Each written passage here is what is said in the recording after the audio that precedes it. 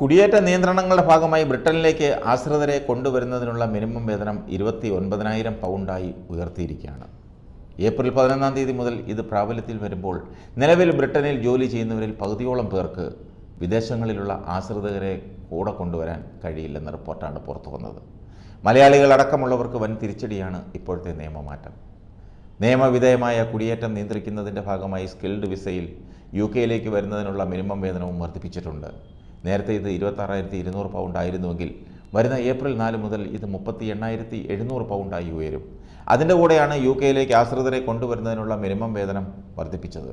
ഇത് പ്രകാരം ബ്രിട്ടനിൽ ജോലി ചെയ്യുന്ന ഒരു വ്യക്തിക്ക് തൻ്റെ കുടുംബ അംഗങ്ങളെയോ പങ്കാളിയെയോ കുട്ടികളെയോ ബ്രിട്ടനിലേക്ക് കൊണ്ടുവരണമെങ്കിൽ ചുരുങ്ങിയത് 29,000 പൗണ്ട് ശമ്പളം ആവശ്യമായി വരും. നേരത്തെ ഇത് 18,600 പൗണ്ട് മാത്രമായിരുന്നു. വൻ വർധനവാണ് ഇതിലിപ്പോൾ സർക്കാർ കൊണ്ടുവന്നിരിക്കുന്നത്.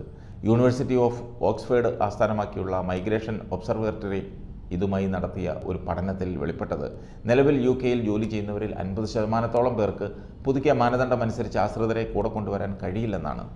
ഈ വിഭാഗത്തിൽപ്പെടുന്നവർ 29,000 പൗണ്ടിൻ്റെ വേതനം കൈപ്പറ്റുന്നവരല്ല എന്നത് തന്നെയാണ് അതിന് കാരണം. മറ്റൊരു കാര്യം, കൂടെ ആശ്രിതരെ കൊണ്ടുവരാൻ ആവശ്യമായ മിനിമം വേതനം വീണ്ടും ഉയരും എന്നതാണ്. ഇത് ആദ്യം 34,500 പൗണ്ടായും പിന്നീട് 38,700 പൗണ്ടായും ഉയരും. എന്നാൽ ഈ വർധനവ് എപ്പോൾ നിലവിൽ വരുമെന്ന കാര്യത്തിൽ സർക്കാർ വ്യക്തമായ ഒരു പ്രതികരണം നടത്തിയിട്ടില്ല. മൈഗ്രേഷൻ നടത്തിയ പഠനത്തിൽ വെളിപ്പെട്ടത് ഏകദേശം 70% ജോലിക്കാർ 38,700 പൗണ്ടിന് താഴെ മാത്രം വരുമാനമുള്ളവരാണെന്നാണ്. 2025 ആകുമ്പോഴേക്കും ഇത് 38,700 പൗണ്ട് ആക്കും എന്നൊരു സംസാരമുണ്ടെങ്കിലും അക്കാര്യത്തിൽ ഒരു വ്യക്തത ഇതുവരെ ഉണ്ടായിട്ടില്ല. ഫാമിലി വിസയിൽ വരുത്തിയ മാറ്റം നെറ്റ് ഇമിഗ്രേഷൻ റേറ്റിൽ നിർണായക സ്വാധീനം ചെലുത്തുമെന്ന കാര്യത്തിൽ പക്ഷേ ഗവേഷകർക്ക് സംശയമുണ്ട്. അടുത്ത കാലത്തായി ഫാമിലി വിസ എടുക്കുന്നവരുടെ എണ്ണത്തിൽ വർധനവുണ്ടായിട്ടുണ്ടെങ്കിലും ദീർഘകാല താമസത്തിനായി ബ്രിട്ടനിൽ എത്തുന്നവരിൽ ചെറിയ ഒരു ശതമാനം മാത്രമാണ് ഫാമിലി വിസ വഴി എത്തുന്നത്. ഫാമിലി വിസയ്ക്കുള്ള മിനിമം വേതനം വർദ്ധിപ്പിച്ചത് ഒരുപാട് കുടുംബങ്ങൾക്ക് വേർപാടിൻ്റെ വേദന വരുത്തി വയ്ക്കുമെന്നാണ് ഗവേഷകർ പറയുന്നത്. സ്ത്രീകളെയാണ് ഇത് കൂടുതൽ ബാധിക്കുന്നത്. UK-യിൽ ജോലി ചെയ്യുന്ന പല യുവതി യുവാക്കളുടെയും ഉറപ്പിച്ച കല്യാണം വരെ മുടങ്ങുന്നു.